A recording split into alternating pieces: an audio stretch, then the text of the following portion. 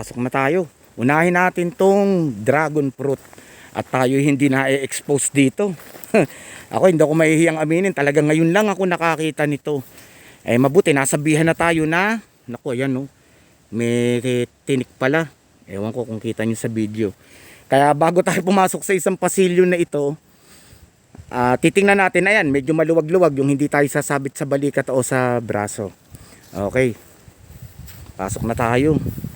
Makita lang natin kung gaano karami itong tanim na dragon fruit na ito. Maraming salamat kay kuya. Pumayag siya na mamaya magpaunlak ng panayam sa atin para makakuha tayo ng impormasyon regarding dito sa dragon fruit. Bali ayan no, talagang literal na ganyan lang siya. Pare-pareha sila. Ayun no, may semento na diretso na nahalos hanggang tiyan ko. Tas may gulong ng motor. Pero nakatali siya sa bakal para wag lumaylay. Oh, dahil ang hahaba pala ng ano ba yan? Dahon ba yan? Branches? Ewan kung ano. Ayan no. Nakikita nyo naman. Puro ganun siya. Nakaano sa gulong. Lahat sila ganun. Ayan, ang daming nilalabas na hindi nga natin alam kung ano tawag dyan eh. Okay, lakad lang tayo. Bali, ang dami. Nakakatuwa. Hindi na natin lalakarin bawat pasilyo. Pare-parehas lang naman sila. Mukhang sabay-sabay ito itinanim talaga. Ayan, nakakatawa oh. Nag-ano talaga siya oh.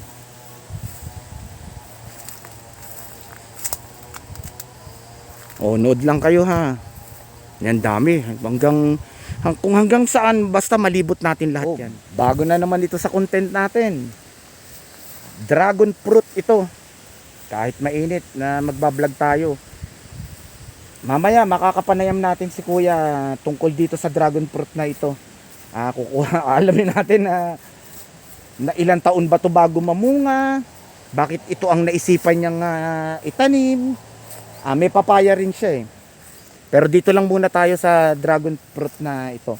Ito yung nakakatuwa na hindi natin to alam. Kahit nga ako ngayon lang na-expose eh. Oh. May semento. Lampas tiyan ko. Tapos may rubber. Gulong ng motor. Tapos ayun nga. Nakapatong siya ron. May bakal para wag lumaylay itong gulong na ito. Parang nagsisilbing alalay niya o sumasapo sa kanya. Parang ganun ba? Okay. Siya, mabilisan lang ulit ha. Poste. Bakal. Ayun, kitang-kita natin. Nakasalo sa gulong. Oh. Tapos pinagapang siya. Ayun oh, doon nakatanim. Tama ba ako? Parang may mga ugat-ugat siya. Okay na bahala. Kita nyo naman yan. Oh, tapos ayun na. Umakyat na ron. Kumalat na ron sa taas. Para lang para lang magka-idea tayo. Ako tuwan-tuwa, ngayon lang din ako nakakita ng dragon fruit. Hindi ko iniisip na ganito pala ang dragon fruit. Isa daw sa pinakamasustansya na prutas.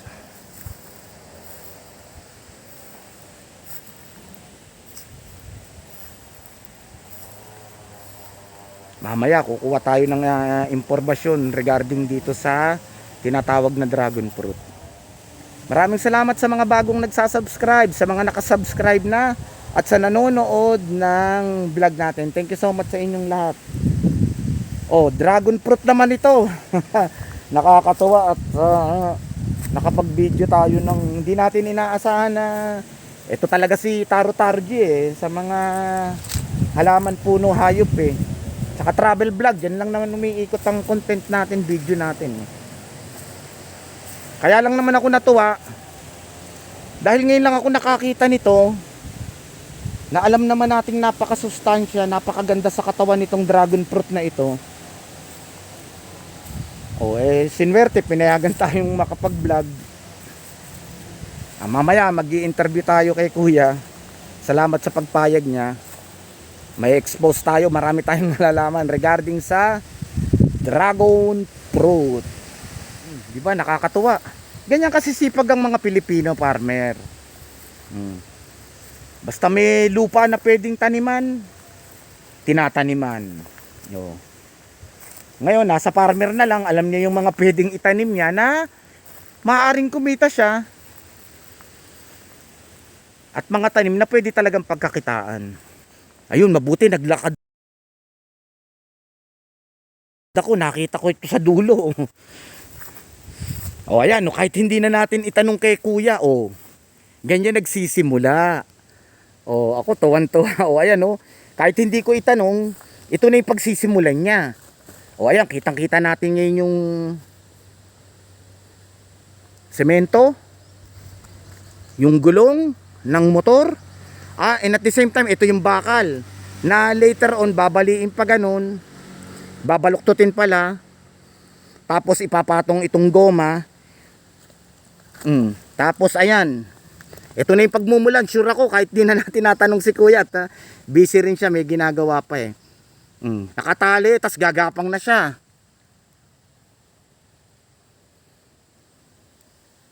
Tapos eventually ayun na, tutupiin na ito pag lumaki. Tapos ilalagay itong goma, tatalian lang. Kumbaga kinakarir talaga nila. Makikita natin na ayan, ang daming nakatanim. Ayan, ewan ko, silaw ako sa araw. Hopefully kita nyo, kita natin. Tapos ayan na. May pinagsimulan ng tanim. Kaya sobrang nakakatuwa. Nakakita tayo ng malalaki na, namumunga na raw yan At ayan yung pinagsisimulan ng dragon fruit. Ewan natin kung galing ba yan sa parang, ewan niya kung dahon ba yan o kung ano, aalamin natin yan. O may pinanggalingang buto ba, binhi, o ewan. Aalamin natin lahat kay kuya yan. Ang haba rin yan Talagang pinagtatrabahuhan, inaalagaan. Nakita naman natin ang resulta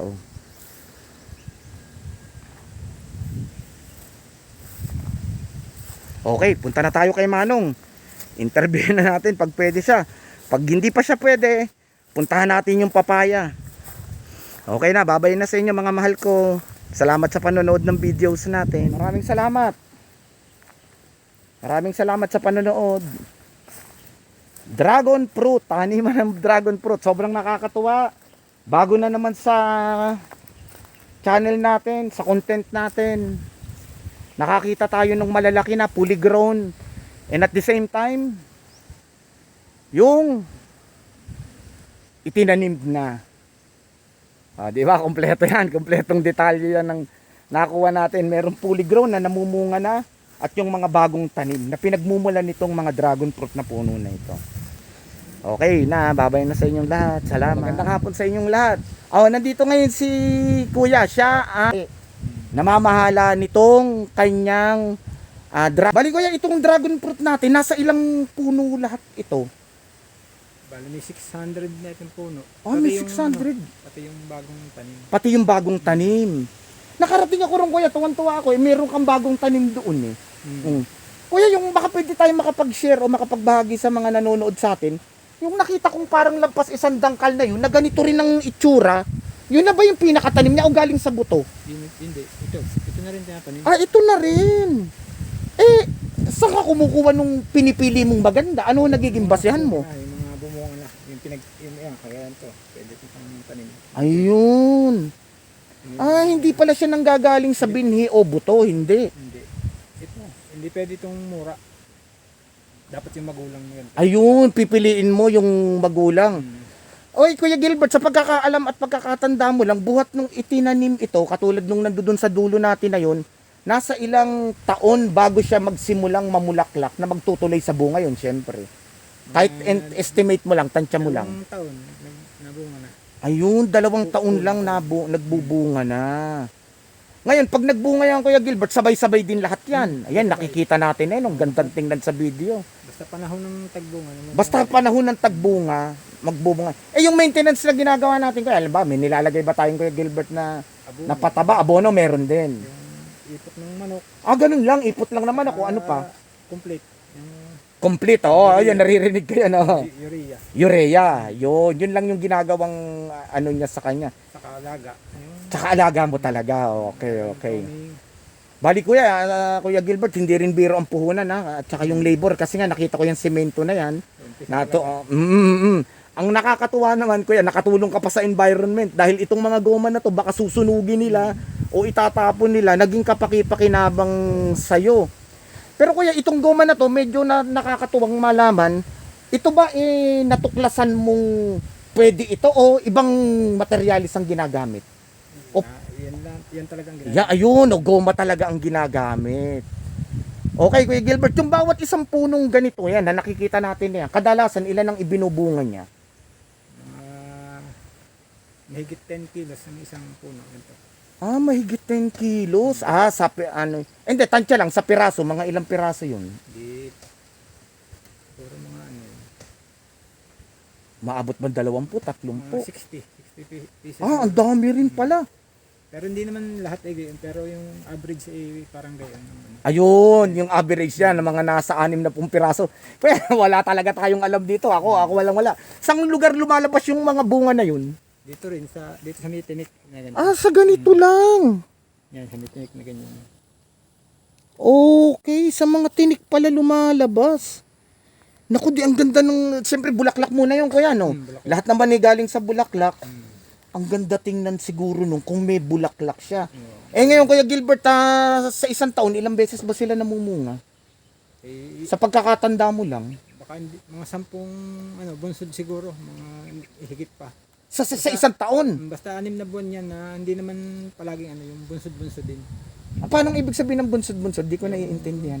Yung ibig sabihin ay sikal-sikal yung hindi isang buhangahan. Halimbawa may umulan, yung minsan ay may isang bigla siyang lalabas ng madami. Minsan ay may panahong maunti.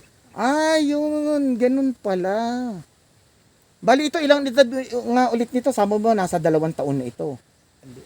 Mga ilang taon na ito? 5 ng taon pa. Mga 5 taon na. Sa pagkakaalam mo ba, mga ilang taon pa ito? Buhat sa pagkatanim natin yan, 5 taon, ngayon, mga hanggang ilang taon mo pa yan pakikinabangan? Sa naririnig ko, ito rin naabot ng 20 years. Na namumunga siya? Basta alaga. Basta alaga? Sa naririnig kong pero masusubukan natin dito. Oo. Bali ko yan, sino ang naghikayat ba sa'yo o nag-udyok sa'yo na sinabi, paring Gilbert, Kuya Gilbert, magtanim ka ng dragon fruit, maganda. May nag-inganyo ba sa'yo? Bali yung may kanya ng ng lupa ay may mga tanim din to. Sila na lang.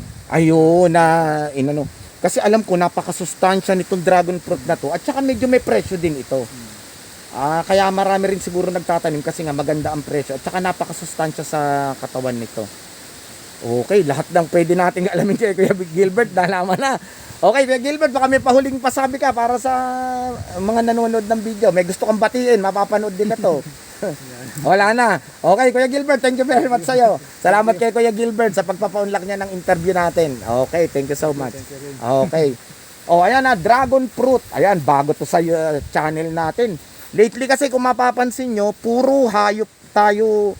Although yun naman talaga ang content natin, agriculture, pero kadalasan hayop Kaya nakakatuwang makita saan ng mga kababayan natin, farmer na nagtatanim ng dragon fruit. Kasi ang alam lang natin, mahal ang dragon fruit, masarap ang dragon fruit, napakasustansya nitong dragon fruit.